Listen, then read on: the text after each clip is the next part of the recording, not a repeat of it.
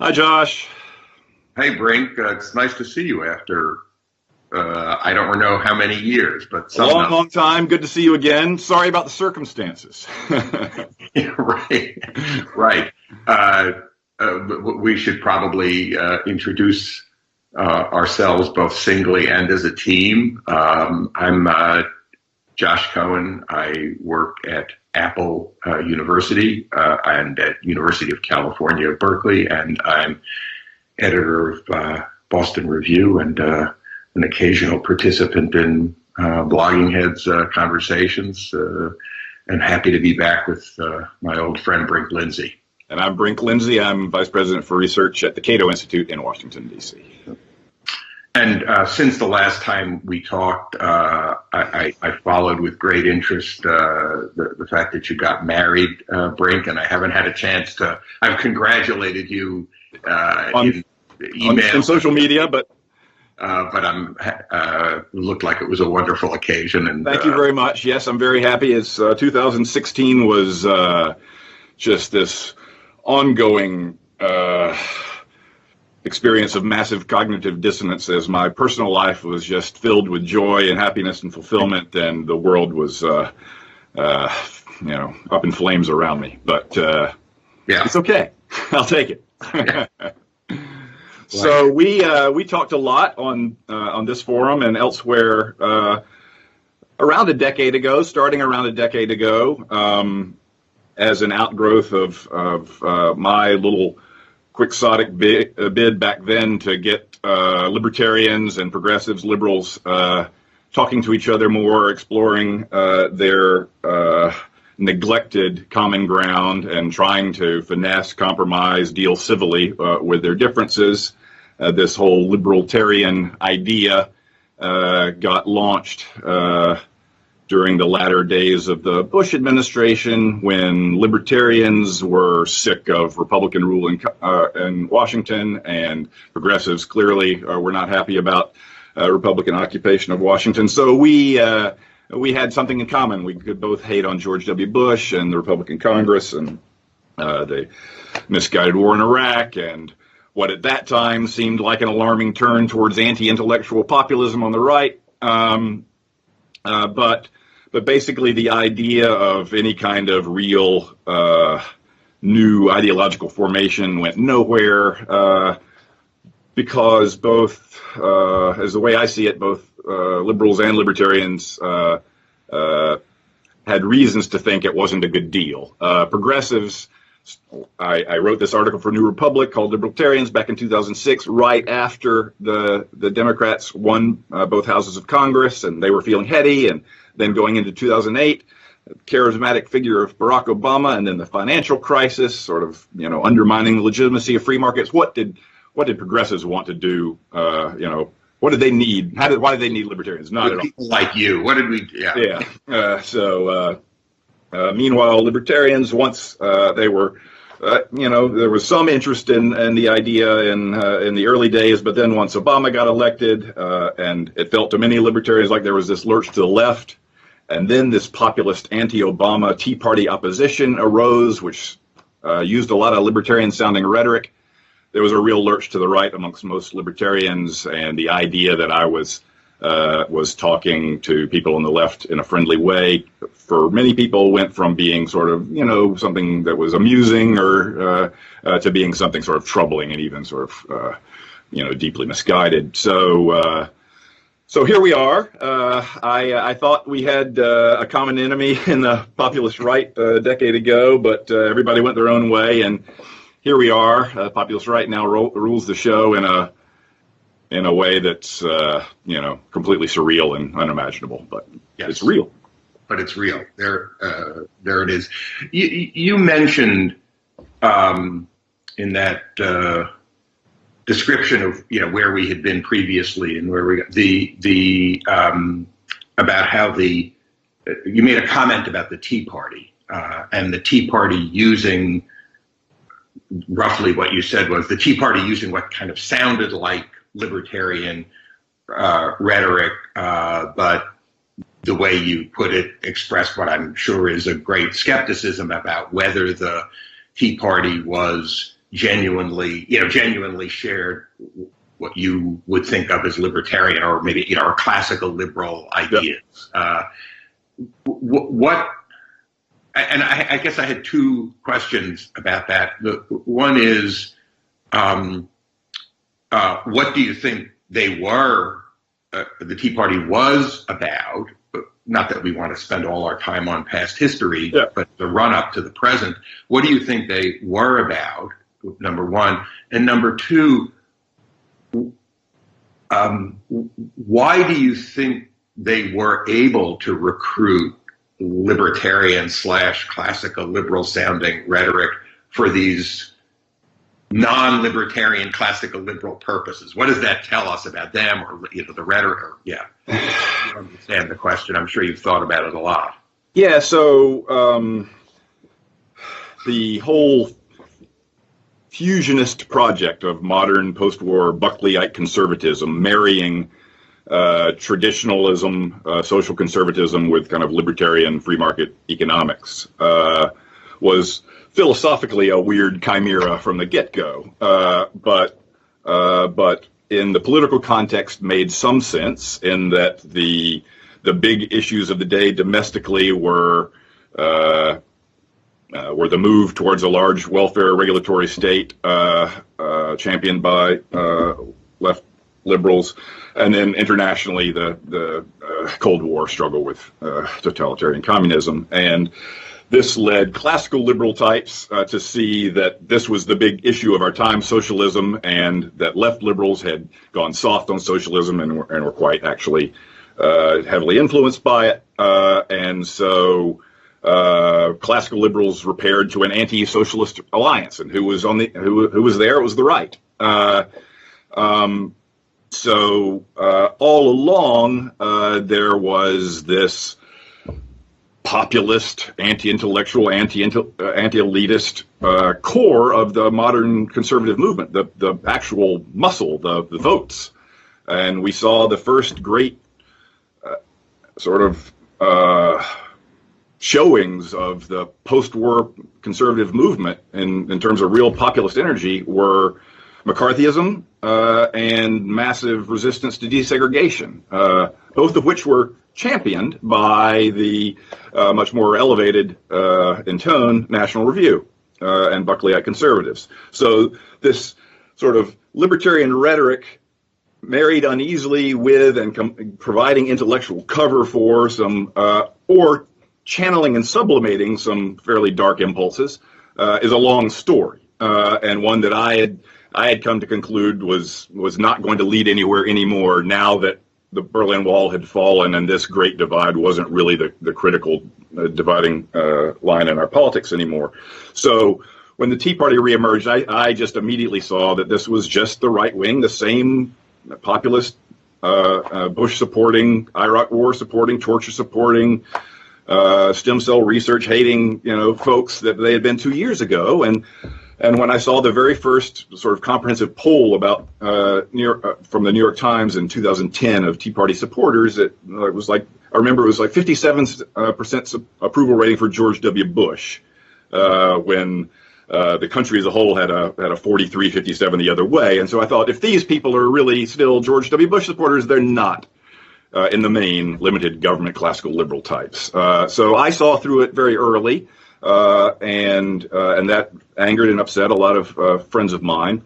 But as it happened, I think what was really going on was not any principled attachment to small government, but a real deep sense of cultural alienation, and particularly alienation from the liberal coastal elites that run the federal government. And when they ran the federal government under Obama, that sense of alienation got really extreme, and so they appropriated small government rhetoric to express their hatred of this particular government. But it wasn't anything deep and principled. Of course, there were classical liberals in the Tea Party. Of course, there were people in the Tea Party who really were concerned about runaway federal spending. But the thing that made it a mass movement was the right-wing id, and the right-wing id found its real legitimate champion in Donald Trump, and the Tea Party movement morphed fairly seamlessly into the Trump movement. So if I could maybe oversimplify or at the risk of oversimplification, I mean, my take at the time was that there was this very circumstantial marriage between people who are skeptical about state power and people who are skeptical about the use of state power to support people they didn't like. Yep. Which in the United States always has a very substantial, is just an abstract way of talking about race. Not only, but it's going on, right? It's a big part of other things. And as soon as, but there wasn't any. It wasn't the people who were part of the Tea Party because of concerns that weren't about small government, limiting the state, but about limiting a state that was benefiting, controlled by them. Yeah, they wanted a state that was controlled by them, where there was the them was a group rather than a set of principles or something like that. But they want, is that so? I think there is the good news from a libertarian point of view is that there is a real libertarian streak in American politics. The bad news is it's almost never visible except in opposition. So when the other guys get in power, people discover their libertarian instincts and the dangers of state power because the state is now controlled by them rather than by us. So we saw the same kind of thing happen in the transition from Bush to Obama.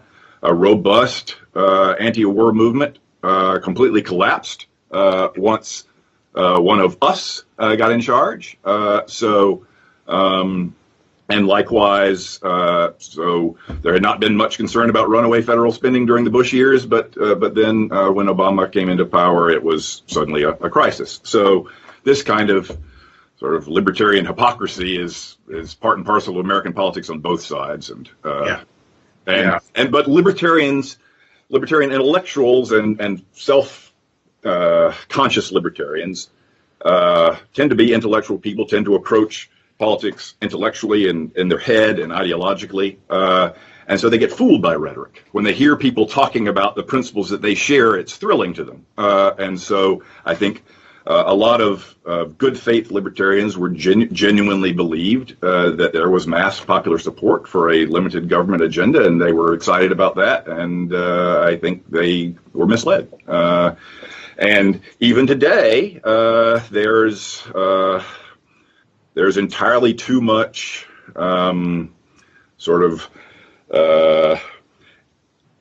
anti-Trump sentiment amongst libertarians because there is some policy upside to Republican control of Washington on a number of economic policy issues. There's the idea that there's some gains to be taken, and also just deep-seated, long-standing kind of anti-leftism from hanging out with the right wing that led people to see Clinton and Trump as equivalent threats, which to my mind was just kind of incomprehensible. And because libertarians, in particular, because libertarians are radicals, because they envision a very different world than the one we're currently living in. They don't feel a deep sense of attachment to the established institutions because the established institutions in their mind are corrupt and even illegitimate. And so there's a vulnerability to being sucked in by kind of nihilism. Just burn it all down. That's better. Burning it all down and taking our chances with what happens next is better than the certainty of 4 years of Hillary Clinton.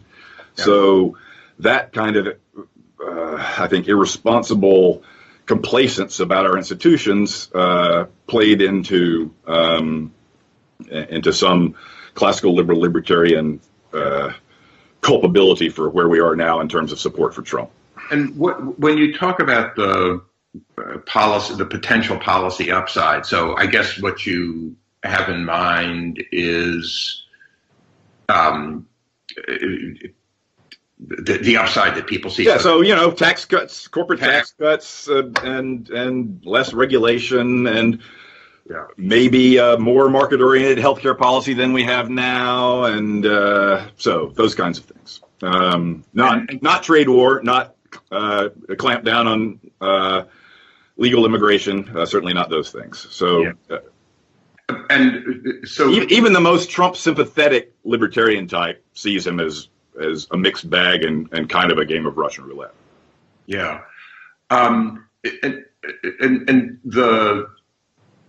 Here's a point of view on, I'm not sure that I embrace this. I've sort of been more strongly tempted by it in the past, but it's a view that I still feel it's a fairly strong temptation to, which is that what you have in the Trump administration is a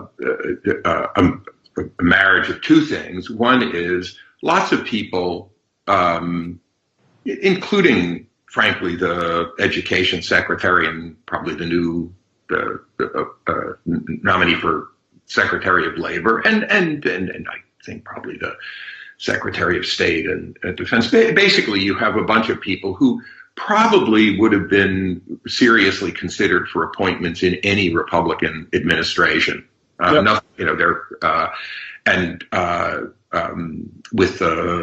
a domestic and certainly with completely conventional Republican policy, Republican policy ideas, and the Secretary of Treasury certainly, and then what you have are. And trade is a complicated one. It's a big deal, but it's a complicated issue here. What you have is, a president who who didn't run in order to have, Goldman Sachs run the Treasury Department and U.S. Economic policy, and so what you're going to end up with is lots of pretty conventional Republican policies, particularly on the domestic side, the things you mentioned, regulation, trade, tax, et cetera, with a lot of red meat, very bright, juicy, bloody red meat thrown to people who voted for Trump. And my image of this is that every time you appoint another person from Goldman Sachs to run your economic policy, there's another, you just added 2 feet to the wall as compensation for people who are going to be, and then I think, and this, I'm sorry that this is true, but that, and I think that's going to be completely sustainable politically, so long as the Dow is over 20,000, and unless and until the unemployment starts going up. I mean, going up more than marginally. Yes, that's what I see as the. So I've after last year, I've just completely given up trying to foresee the future, and then particularly after the past 3 or 4 weeks, it's just this fire hose of surrealism that you try to take sips from and understand what's going on, and it's a full-time job to just kind of keep up with the craziness. So how this all hangs together and how it all moves forward in terms of policy outputs, God only knows. But for me, the issue these days really isn't about policy disputes at all. The issue is much deeper. To me, I think we have moved outside of normal politics, in which the left and the right have different policy ideas and they fight it out in the policy arena. We are now in a situation where the arena in which we fight is structurally unsound and seems to be, in danger of collapsing. So that the sort of fundamental integrity and stability of our liberal democratic institutions has come into question for me in a way that it had never, ever done, and that I never imagined it would be possible. So to me now, there is a qualitative divide between policies I like or don't like and the fundamental integrity of the system within which we can live to fight policy disputes another day. And so for me, I wrote another libertarians piece, this time for Vox, urging liberals and libertarians to get together and make common cause, a kind of small d democratic common cause, defending our norms and institutions of liberal democracy against authoritarian threats. And so I think there is a huge vital center that needs to desperately to be protected right now. And that's where my energy is. It distresses me that some people that agree with me on a lot of policy points of view don't feel that threat to norms and institutions as gravely as I do. And it bothers me that the main impulses on the on the left since Trump have been to completely conflate policy differences and institutional issues in a way that I don't think maximizes the anti-Trump coalition. Yeah. I very much share the concern, and I've been thinking some about, Madison's famous view in Federalist 51 about, a scheme of separation of powers, working to cabin, the exercise of excessive power by having with ambition being made to counteract ambition. Yes. And there's a downside to ambition being made to counteract ambition, which is you never get anything done. And, Lord knows we've been there. And it's a disease of this is partly the, leftist in me speaking. It's a disease of American politics. But putting that aside, then I look at the current situation, and when Madison said that, he particularly had in mind that, the executive and legislative branches, and partly because he wasn't thinking about political parties. What he wasn't anticipating was that the legislative and executive branches wouldn't have institutional ambition combating institutional ambition, because people would see their fate as tied to the party rather than to the institution that they're in. And when I think about it that way, I think, well, okay, so there's, the idea that the ambition of Congress is, combating the ambition of the executive. That seems like a bad joke. Yes. And not because the policy views are the same. I expect there to be a real fight between the Ryan, and it's happening already, between the Ryan Republicans and the administration on the nature of tax reform. Whether you've got a Ryan-style border adjustment or not, a real disagreement about that. If there's some kind of infrastructure plan, what that's going to look like,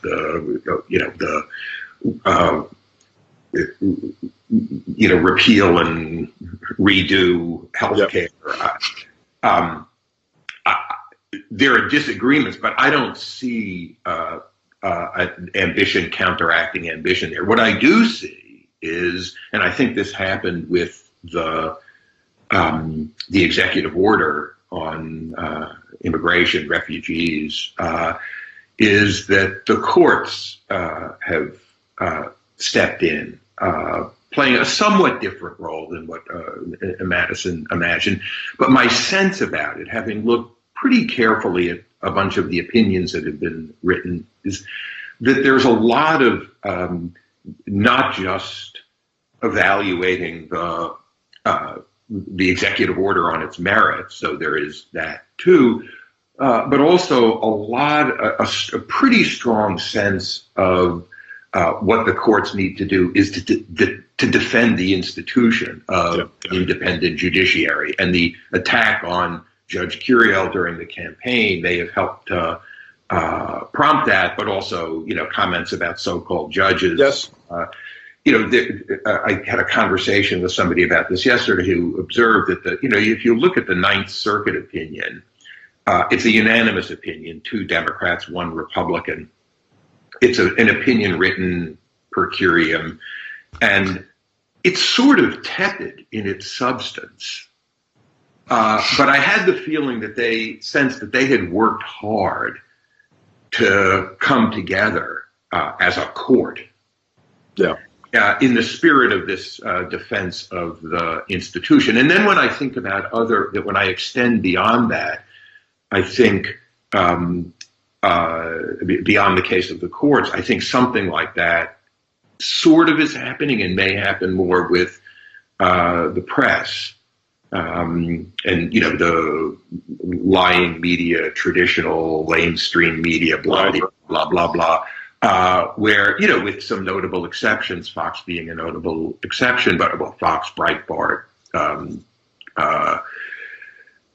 being notable exceptions, that there's a sense of the importance not just of, getting the story right, but of defending the press as an institution. So I think I agree with you about the institutional threat, and then I think the threat to liberal democratic institutions, and I think some of the energy in defending those institutions is very unlikely to come out of Congress, because the Republicans in Congress, because of their party alliance, are not going to lead the charge, and the Democrats are, deeply divided themselves, have not come to terms with. I don't think have come to terms with what happened in the last election, and I think or come to terms more broadly with what has happened over their party at the sub-federal level, at the federal and sub-federal level over the Obama years. A ruin. It's an absolute, because of the federalization of the nationalization of political power. Very understandable that lots of people with, very, decent people with, very concerned about important areas of public policy, whether, environment or civil rights or education, et cetera, focus their energies on national politics. And you have a party that has really been hollowed out. Just is completely decimated at the state level, and so I think in terms of rebuilding the party as an organization, and rebuilding the party as an organization, the Democratic Party as an organization, with that quiet confidence in the ultimate justice of the people that Lincoln celebrated in the first inaugural, rather than focusing on trying to win battles every day by getting more leaks from inside. But now even the New York Times is canonized as the deep state. There's I read the Times online, so I don't know if it was it's on the front page of the line as a piece about the deep state. So I think there is opposition, and the opposition is partly a defense of is partly institutional. That's what. And I think yes, the press has been politicized and is being undermined actively by Trump, but it's because of that the established press feels threatened and understands the stakes of the matter. Likewise, the judiciary is an institution that's outside of the partisan fray, and yet is feels threatened. And I think as a result, Trump has happily for all of us done himself a great disservice with this terrible, irresponsible, and rhetoric trying to delegitimize judges whose opinions he disagrees with, because it's going normally in our system. The executive branch gets lots of deference from the judiciary. They have enormous discretion under lots of different laws, but I'm expecting that discretion to that benefit of the doubt to be Yes. Severely retracted in big cases to come, precisely because of this sense that we're not in normal times. Yeah, not in normal times, and that the stakes are not just the instant case, but the stakes are the defense of the institution. And I think that's if you go back to the the executive order on immigration.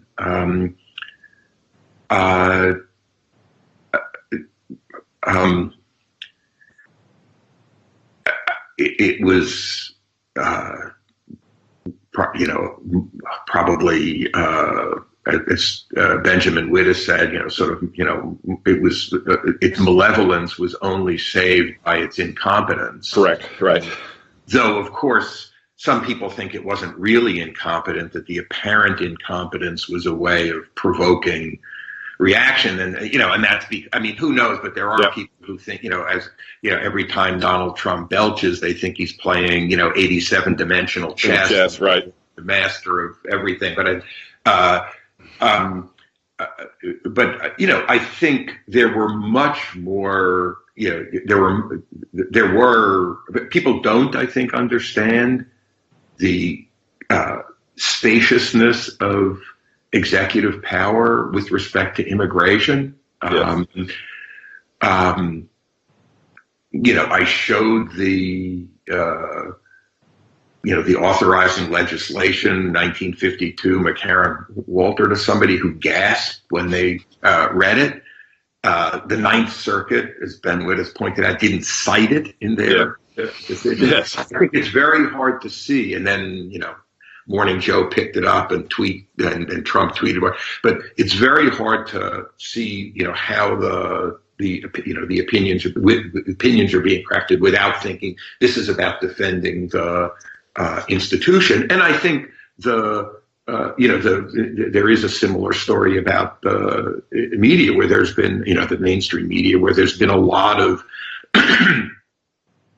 I think appropriate kind of self-celebration, and they're doing pretty well, economically. They've gained lots of readership, but also a lot of thinking of what their role is in these, very extraordinary times. And I think there is an element of thinking an strong independent media is an important part of democracy, and you got to defend that, and not. And it'll be interesting to see how they.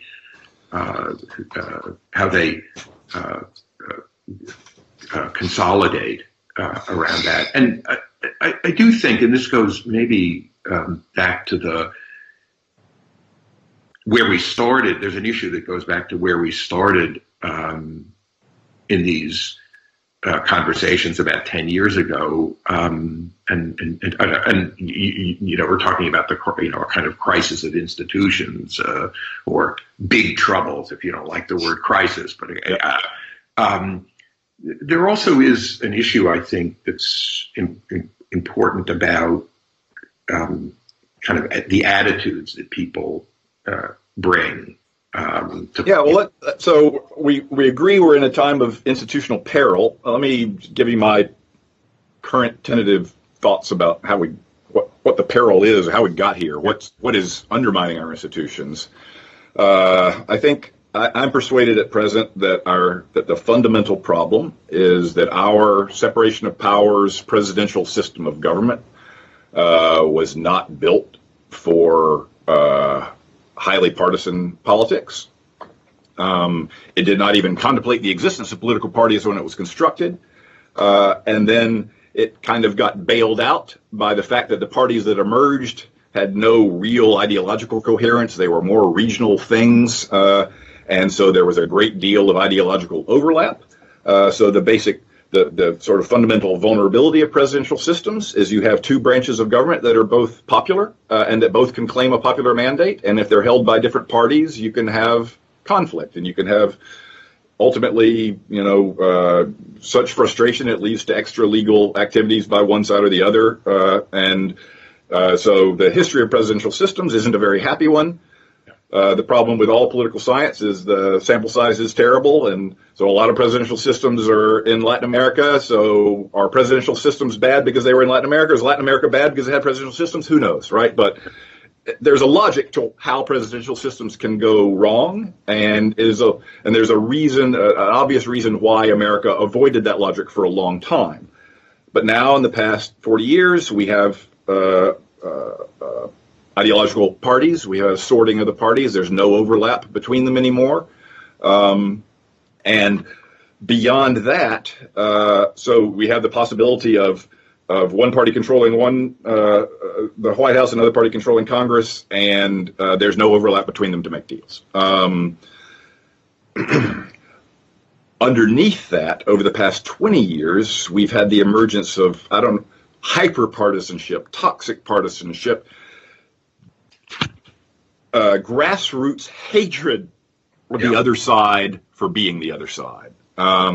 So that now there's some interesting, can't remember the name of the guys at Stanford, a political scientist, has done work on showing that, now the poll numbers back in the 50s and 60s, if your daughter was going to marry a black guy, how would you feel?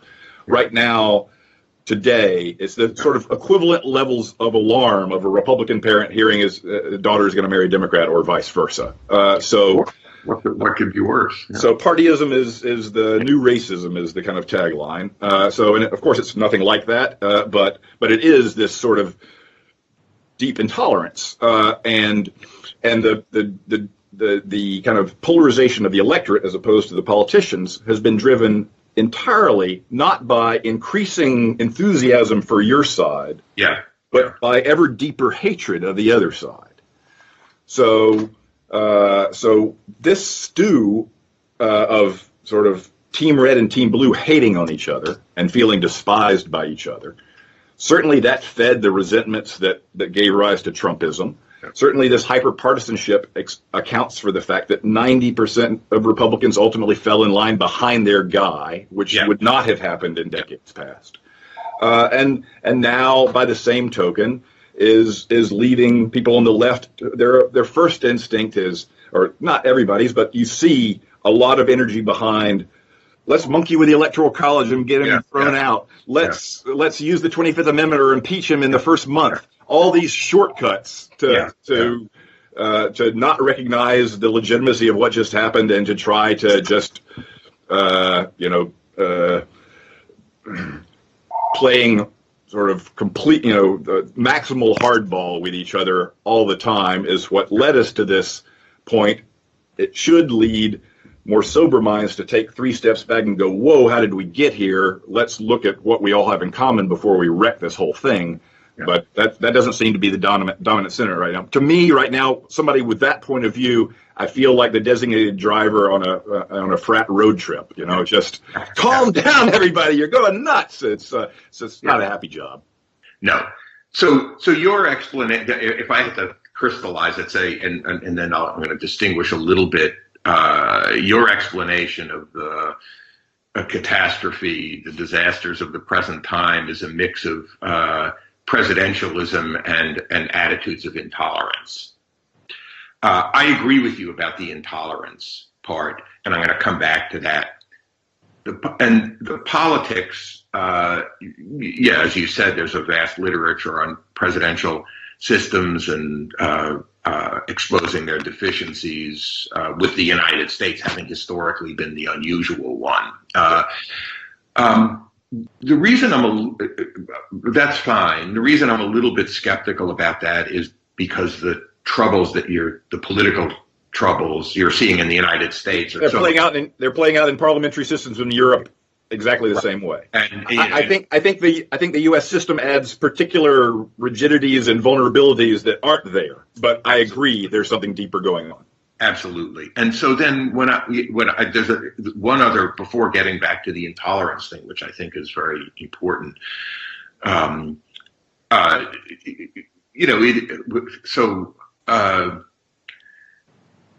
think it is important to say something about inequality, jobs, yes, economic stuff. So I was looking back at this.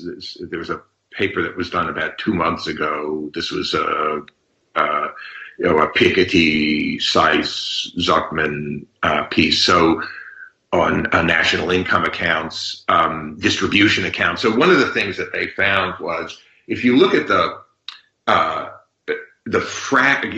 take the period 1980 to 2014. The fraction of, now this is pre-tax income growth, the fraction of pre-tax income growth that goes to the bottom 50% is 0%. That's a small number. Yes. To the top 1%, 36%. Share, if you go to the longer period, 62 to 2014, share of pre-tax income for the bottom 50% goes from 20% to 12%. Share for the top 1% goes from 12% to 20%. So you have this reversal. And then if you look at growth for the bottom 50% of earners, this is not family interest, earners, real terms, 62 to 2014, 1% growth. So I think it's in, a rising tide has not lifted all boats. And I think, and let me add to that the tide has stopped rising as well. So I think without a doubt the economic melees of basically stagnation of living standards in the United States and Europe over the past decade or more, however far you want to push it back, is the fundamental predicate for these populist spasms we're seeing. But it's not just inequality, it's also slow growth. So over the whole course of the 20th century, the average rate of U.S. growth in terms of annual growth of real GDP per capita was 2% a year. And it's remarkably steady. So far over the 21st century, it's 1% a year. That's half. And that translates into, that means for someone born in 2000, the difference between 1% growth and 2% growth is that by the time they hit retirement, the economy will be, if it stays at 1%, it'll be half as big as it would have been if it had gone at 2%. So and beyond the economic stakes, I think 10 years ago, 12 years ago, Harvard economics professor Benjamin Friedman wrote this book, The Moral Consequences of Economic Growth, where he argued that there is a great connection between sort of economic conditions and political social conditions, and it's not really about the level of wealth, it's about the rate of increase. And when economies stagnate, cultures start getting into defensive crouches, and they start seeing nationalism, xenophobia, protectionism, looking for scapegoats amongst them. So you get these kind of ugly social reactions to a dimming of economic prospects, and that's where we are. The combination of slowing growth and inequality means that the American dream, this idea of increase in absolute living standards for me and for my kids, is disappearing for ever larger chunks of the country, and that is feeding. I think that is the fundamental problem we're facing. And if we cannot somehow or another figure out a program for a return to broadly shared prosperity, I wonder how we're going to fix these political problems. Yes.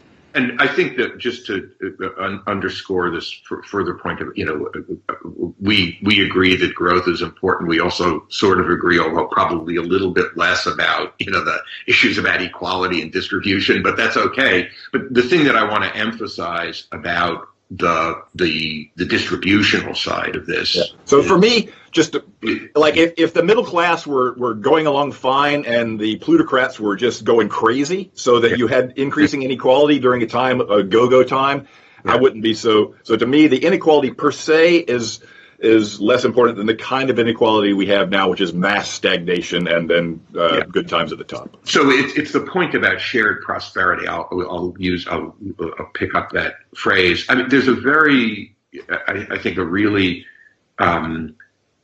important point here, which is when you have growing disparities, and not just growing disparities, but growing disparities where people who where some people aren't really going anywhere. Yes. And you have growing disparities. the people who aren't going anywhere, I think, reasonably think not only, gee, it would be good to be doing better than I'm doing, but that this is a sign of not counting for anything, yes. Being disrespected. This is a core idea, I think, in Rawls's theory of fair distribution. Is it's not just that you want more stuff, although Lord knows that for most people having more stuff is not such a it's a big deal. It's better than having less stuff. It's better than having less stuff most of the time. Yeah, right, but it's also the experience is that it's unfair, and not just unfair or related to its being unfair. It's a sign of disrespect.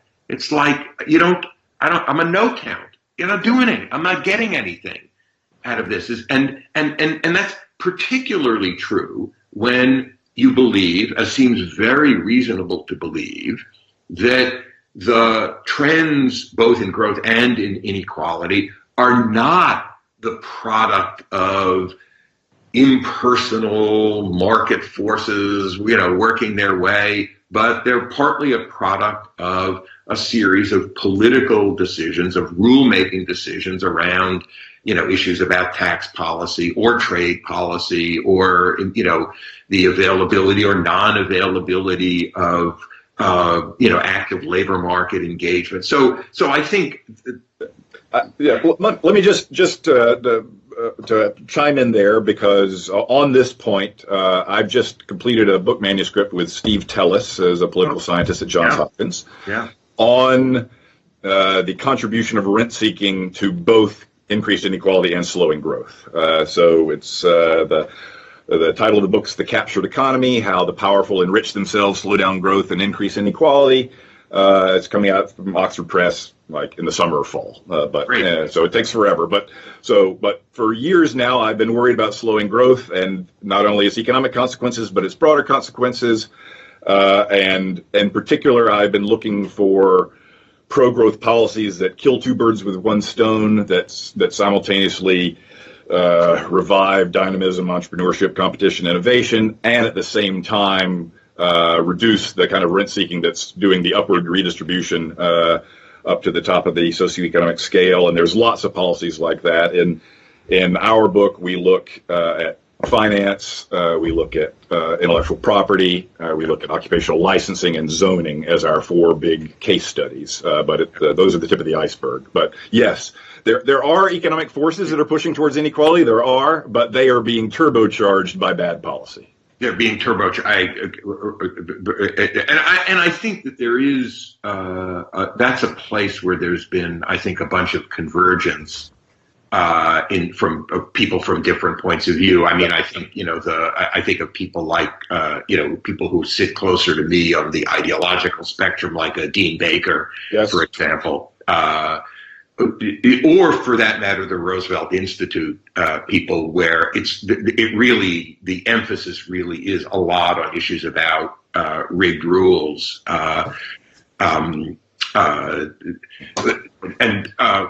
Dean just has a new book out called Rigged, I think, which is he does, and has a great deal of overlap with what Steve overlap. Yeah, and we published a piece of his recently in Boston Review, and got some interesting comment on it. I think the issue about I wanted to say something about intolerance, and we'll come back to that in a second. But just one additional point on the policy side.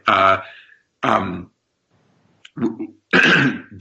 the book, do you talk at all about this? There's been, as I'm sure you know very well, a newly enlivened debate about universal basic income. Yes, that we don't address that. We're focusing on the regulatory side, not on the social policy side. But that's next time we get together, we should talk about that. We'll talk about that, because I think there are at least two. The reason I mention it is because I think there are at least two. There are many, but I'll just mention two routes into universal basic income. One, which I find, if I borderline loathsome, is the jobless future. Yes. Universal basic income. And I find that borderline loathsome, first of all, because I think the arguments about a jobless future are pretty implausible and almost always come from not thinking hard enough about where jobs might come from.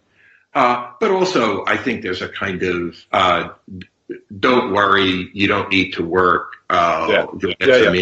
Patronizing thing. But there's another side, which I think is more connected with some of the things that I know you care about and, we both care about, which is the idea that providing some more income security for people might not work as a source of lassitude, right. But might give people the kind of cushion now available to wealthier people to explore, experiment. So you could get a bunch of people who think, oh, I've got a cushion here. Maybe I should try doing some, I'll start a business because the lessened risk makes me more willing to, the lessened downside risk makes me more willing to take risks. So it could actually have a beneficial effect here. On the issue of intolerance, and we are running out of time, but I did want to say something about that. I completely agree about the toxicness, and I spend enough time on Twitter to, be dealing with it, sometimes in a very face-to-face way. I do sometimes spend time on gab.ai, which is the kind of for the right alternative to Twitter. And what I find there is I'm not a target of abuse because I'm such an outlier that nobody pays any attention to me. Whereas Twitter is a little bit different. But there are two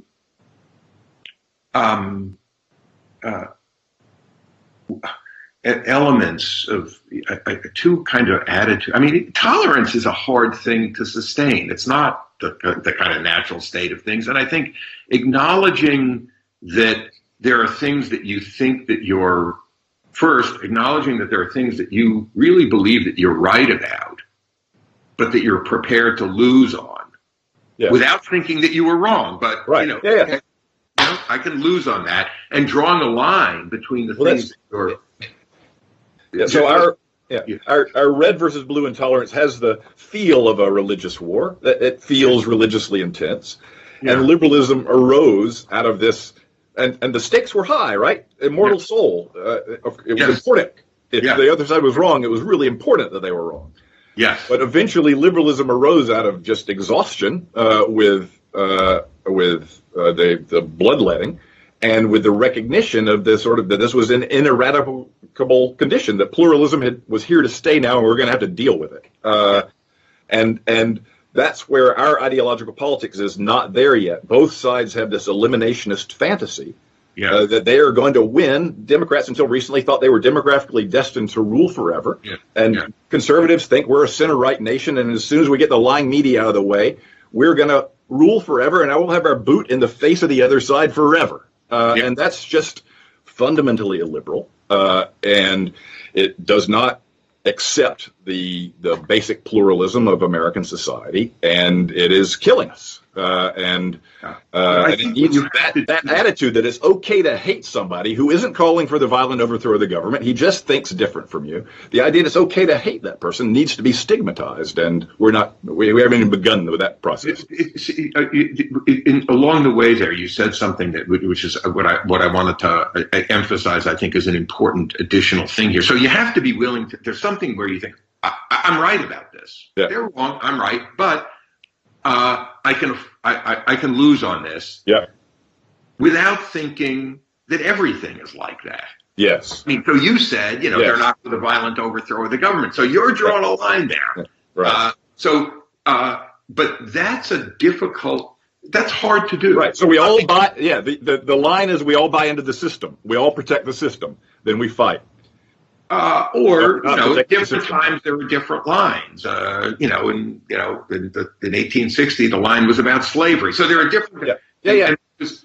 And for some people that was a change of the system, not accepting it. But the idea that there are some things where you think you have to stand your ground. But there are other things where you think, no, I'm right about this. The other side is wrong, but this is a place where reasonable people can disagree, and I can lose on this without it being like losing on the things that are, really fundamental. It's a kind of, latitudinarianism, but with limits. There have to be limits. And the other thing is, that's one kind of thing, is believing that you're right, but accepting that you can lose without that covering everything. And then the second thing, which I think is different, is there are some things where you think, which is more about, this second one is more a matter of, a kind of, humility. You think, I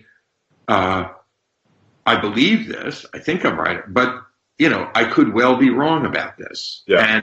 And it's very hard, people, I guess, find it increasingly hard to acknowledge that, because when you acknowledge that in the current environment, acknowledging it's blood in the water, you're weak. Yes. You're weak. That's right. You're weak, and you've announced yourself as a target for as a target for attack. But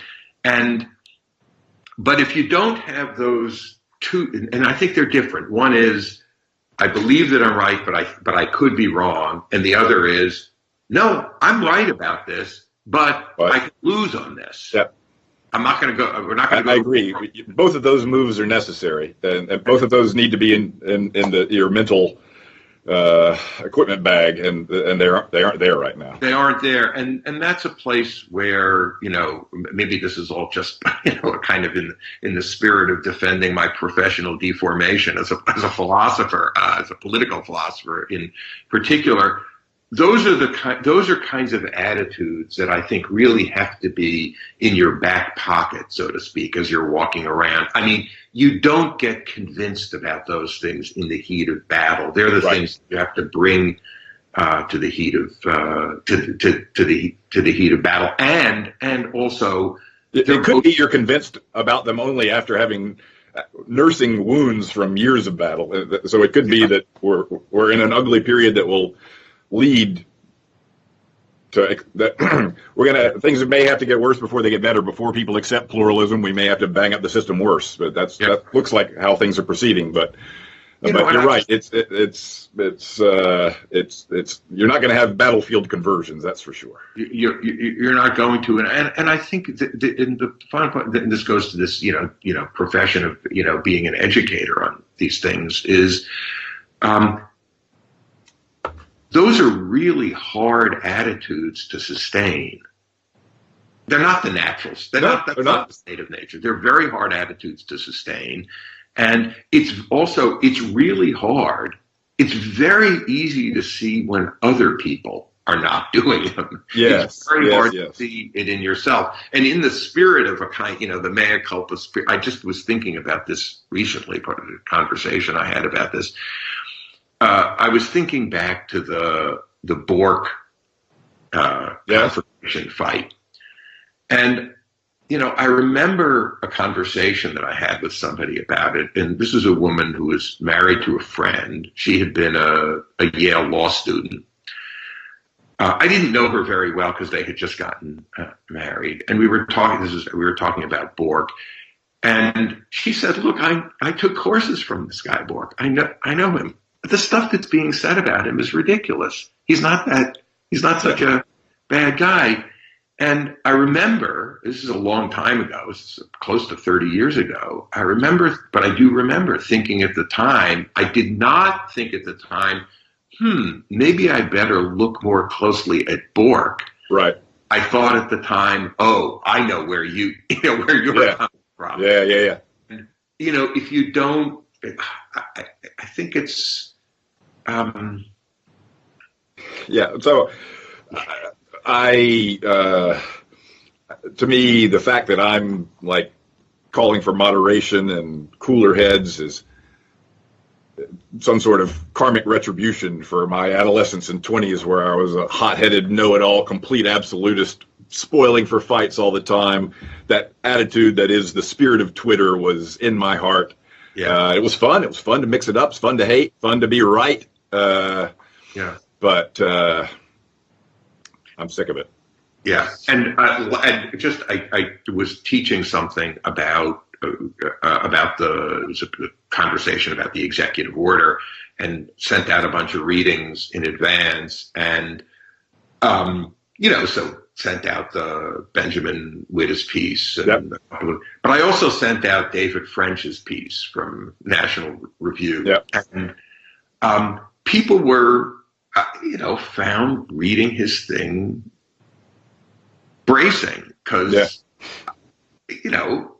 there were some pieces of the executive order that he thought were really terrible, like this, the ambiguity around long-term permanent residence. Yeah, yeah. It's like, what's all the, and I don't agree with where he came out on it, but it was a really instructive experience for people who just could not imagine that any sensible, decent, humane adult could think that there was any merit in this thing. And couldn't see that when they were having that thought that no sensible, humane people could come out differently, they were embodying the very attitude of intolerance. Yeah. They were very quick to notice in other people. Anyway, in that spirit of humility. Great talking with you again. I hope we have occasion to talk again. We've lots to talk about. Yes, good. Good to All right. Take care, Josh. Bye-bye. Bye.